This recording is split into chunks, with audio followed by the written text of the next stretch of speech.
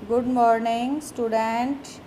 मैं आपकी हिंदी अध्यापिका मिसेस सुरेंद्र रानी शर्मा आपको लेसन 2 वर्ण विचार के आज अभ्यास करवाने जा रही हूँ। सभी बच्चे पेज नंबर 17 निकालिए। विशेष पहले हम रै के प्रयोग के नियम पढ़ेंगे। हाँ, जब रै किसी व्यंजन से पहले आए तो वह आगे वाले वर्ण पर रेफ के रूप में लगाया जाता है। जैसे ऊपर रै है ना, तो जिस अक्षर पर लगता है उसे पहले बोला जाता है। जैसे रै प्लस मैं, रम नरम, नरम शरम, पहला शब्द बन गया नरम, तो नै से पहले और फिर शै से पहले शरम। फिर है क्वेश्चन हमारा 2, रै से पूर्व कोई स्वर रहित व्यंजन हो तो रै उस व्यंजन के नीचे के रूप में लगाया जाता है। जैसे म र, आम्र, मैं के पैर में ना, तो बाद में बोला जाएगा आम्र, आम्र, आम्र में आम होता है। जैसे प्रमोद, प्रमोद, तो पै के पैर में लगना है, तो पै को हलंत लग गया, फिर र, प्रमोद। वैसे ही 3 भाग है हमारा टै और ड। यदि इसके बाद रै आने से उसका रूप इस प्रकार हो जाता है।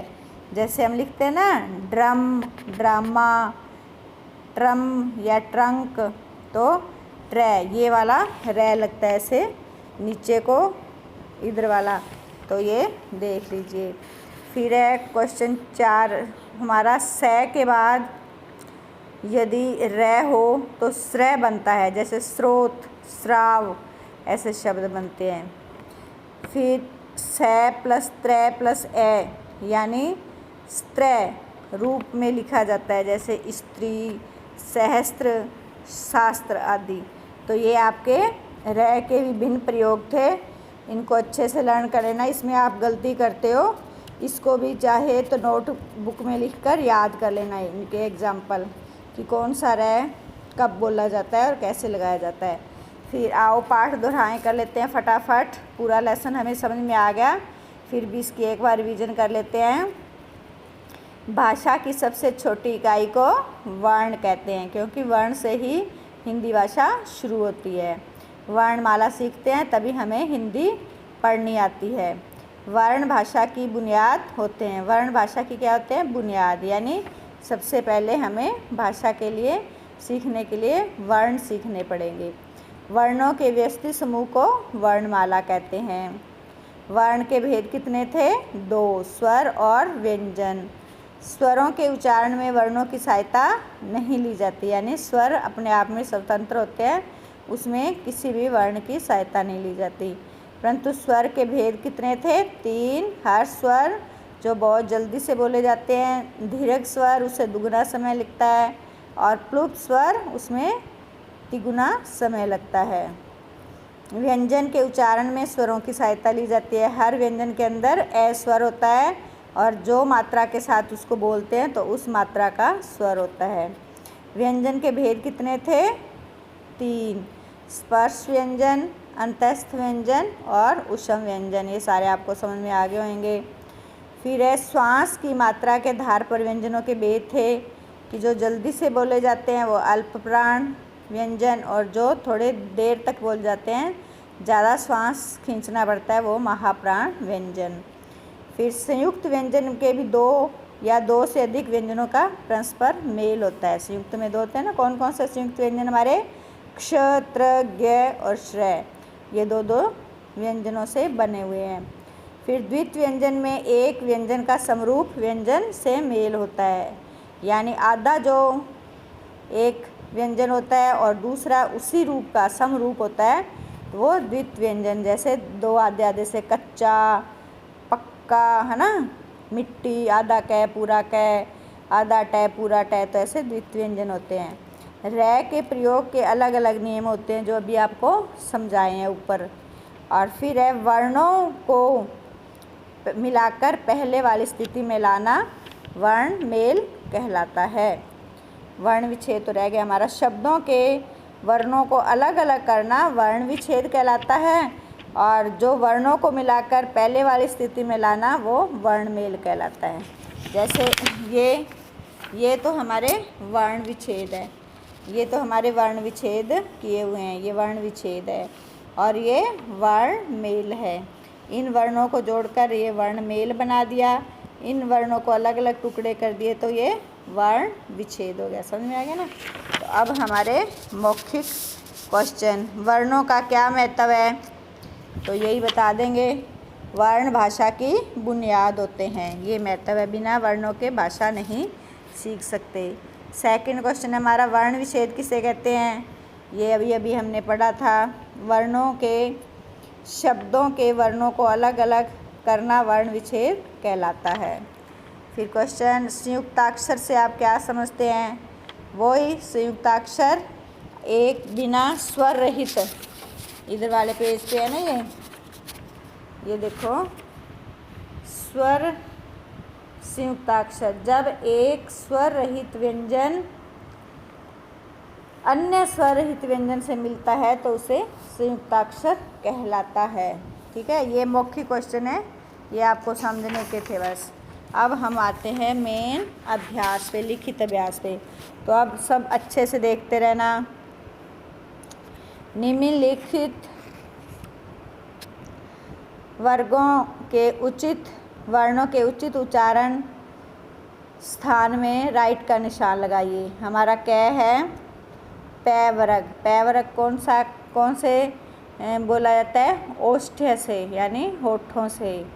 फिर ख है हमारा च वर्ग और यश का उचित उच्चारण स्थान क्या है, तालव्य यानी तालु से बोला जाता है। और है हलंत वाला है कौन सा है, स्वर यंत्रीय, स्वर यंत्रीय यानी स्वर इसका निकलता है। और फिर ग है हमारा कै वर्ग, कै वर्ग कहाँ से बोला जाता है, कंठ्य, कंठ से बोला जाता है। तो ये हमारा फर्स्ट क्वेश्चन के सारे फर्स्ट कॉलम वाले राइट है सारे। ठीक है, फिर अब हमने अल्प प्राण और महाप्राण जो ऊपर वर्ण दिए हुए हैं इनको अलग अलग करना है।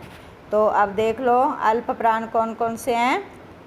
अल्प प्राण है सभी वर्ग का पहला, तीसरा और पांचवा वर्ण, पहला, तीसरा और पांचवा। तो ये मैंने छांट के लिखे हुए हैं, ड, त, न, क, न, ड, ट, ज, च, म, व, ये सारे अल्प प्राण है। और महाप्राण कौन सा है, दूसरा व चौथा वर्ण होता है जो। अब थ है, थ कौन सा है, दूसरा है। झ भी चौथा है, फिर भय भी चौथा है। और ये क्या है, बै, बै लिखा है कि मैंने, पै, फै, बै तीसरा है, ये ऊपर आएगा फिर बै।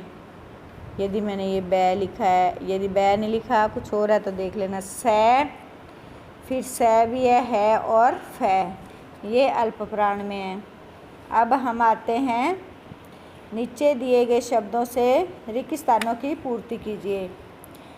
कैव है भाषा की सबसे छोटी इकाई वर्ण होती है, भाषा की सबसे छोटी इकाई कौन सी होती है, वर्ण। फिर है उच्चारण, ख वाला है हमारा क्वेश्चन, उच्चारण तथा प्रयोग के आधार पर वर्ण के दो भेद स्वर तथा व्यंजन होते हैं, स्वर और व्यंजन। इसमें क्या आएगा ख वाले में, स्वर और व्यंजन।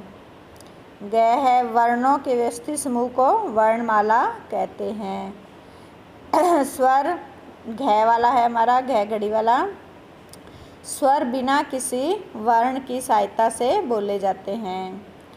न है हमारा, सभी व्यंजन स्वरों की सहायता से बोले जाते हैं, स्वरों की सहायता से। फिर छ वाला है हमारा, नहीं च है अभी, दीर्घ स्वर में हर स्वर से 2 गुना यानी दुगना टाइम लगता है, 2 गुना समय लगता है।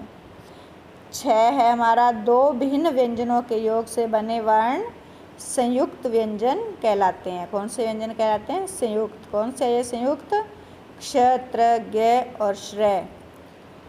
और अनुस्वार और विसर्ग को अयोगवा भी कहते हैं। अयोगवा, ये फिलिंग द ब्लैंक्स ऐसे कर देती हूँ, अच्छे से देख लो। ऊपर वाला क्वेश्चन भी साथ ही ले लेती हूँ, अच्छे से देख के कर लो, ठीक है। अब हम आते हैं क्वेश्चन नंबर 4 पे।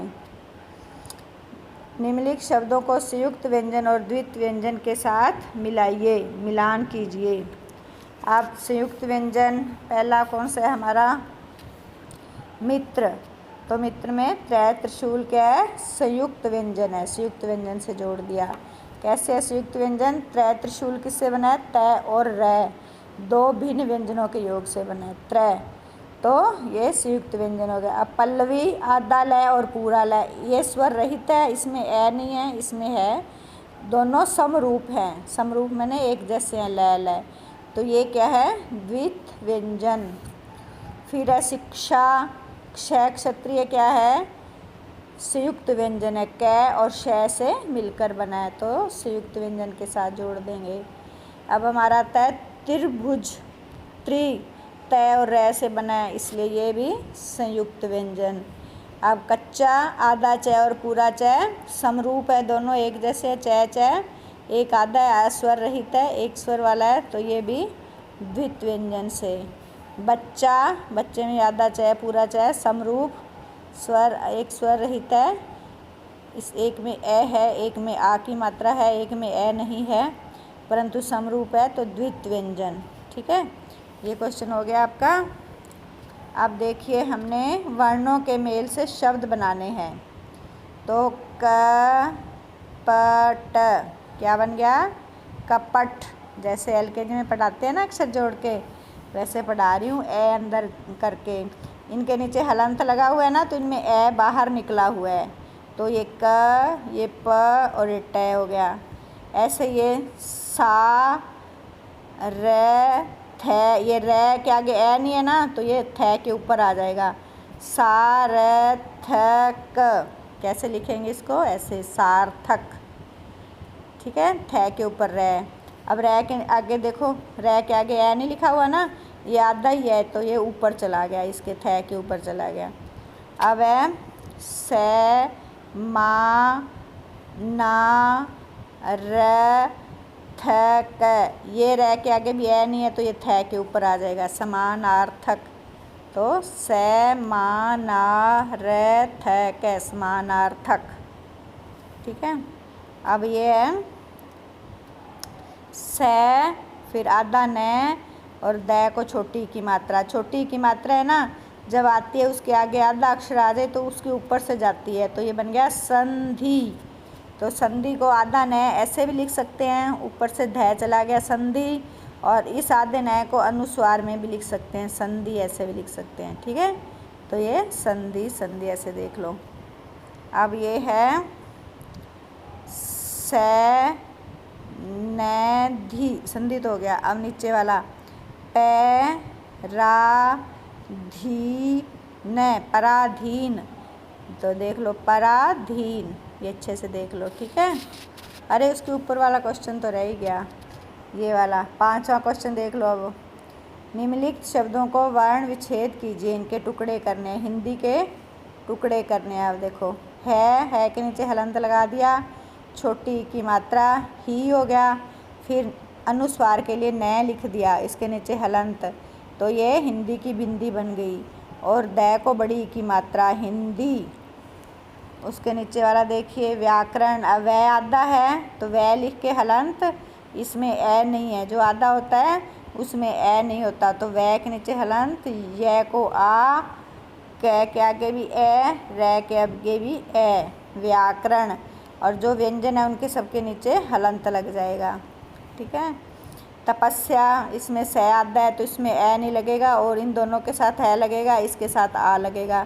देखो तय, पै, फिर से अकेला हलंत, से और या, तपस्या।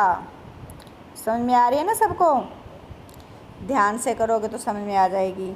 अब पार्वती है, तो पै को आ की मात्रा, फिर रे है तो रे के अंदर ए नहीं है क्योंकि ये ऊपर है, पार व ती, पै को आ की मात्रा, रै अकेला हलंत वाला, वै के आगे आ, वै वती है ना, पार वती है तो वै, और तै को बड़ी की मात्रा ती, पार्वती। किताब, कै को छोटी की मात्रा, कै के नीचे हलंत लगा दो, तै को आ की मात्रा, तै के नीचे हलंत लगा दो। मेरी पेंसिल कहाँ गई? ये रही, मैं लगा देती हूँ अभी।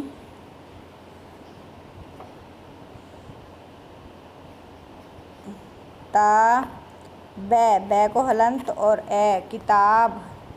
ये चिंपांजी, चै को छोटी की मात्रा, फिर ऊपर ये बिंदी लग रही है, चिम, म की आवाज़ आ रही है, चिम माँ, मैं की आवाज़ आ रही है तो मैं को हलंत, क्योंकि आधा अनुस्वार वाला है ना, तो मैं अकेला। फिर पै को आई एडी की मात्रा, एन की मात्रा, तो दो आई, और ज के नीचे ये नुक्ता लगी है, और ई, चिंपाजी। अब ध्यान से देख लो, इनको आराम से लिख लो। ये पेज नंबर 18 तक हमारा काम कंप्लीट हो गया, और आगे निम्नलिखित प्रश्नों के उत्तर हैं पेज नंबर 19 पर। तो ये क्वेश्चन आंसर, यदि आप स्वर के कितने वेद होते हैं, 3 वेद होते हैं, उनके नाम लिखो। हर्ष स्वर, दीर्घ स्वर और क्लुप्त स्वर। हर्ष स्वर किसे कहते हैं? जो कम समय में बोले जाते हैं। महाप्राण और अल्पप्राण से क्या अंतर है? वो अंतर बताना है आपको। पीछे महाप्राण में ज़्यादा श्वास लगती है, ज़्यादा देर बोला जाता है, अल्पप्राण में थोड़े श्वास में बोला जाता है। संयुक्त व्यंजन और द्वित व्यंजन में अंतर स्पष्ट कीजिए। संयुक्त व्यंजन तो कै, क्षय, त्रय, गै, दो अलग अलग व्यंजनों से मिलकर बनते हैं, और द्वित व्यंजन है जो, वो आधे समरूप वाले जो वर्ण होते हैं, एक आधा स्वर रहित और एक पूरा, उसमें द्वित व्यंजन कहते हैं। तो आपको ये समझ में आने चाहिए, याद कर लेना बस, ठीक है। तो ये अच्छी तरह देख लो, आपको दिखा देती हूँ हिंदी कैसे लिखा हुआ है ये, और इधर ये और ये, ठीक है। तो हमारी वीडियो बन चुकी है, तो अब मैं बाय बाय। ये लेसन कंप्लीट कर लेना, और गतिविधि कर सको तो ये गतिविधि भी कर लेना, ठीक है। क्वेश्चन आंसर मैंने समझा दिए, आप थोड़े याद कर लेना।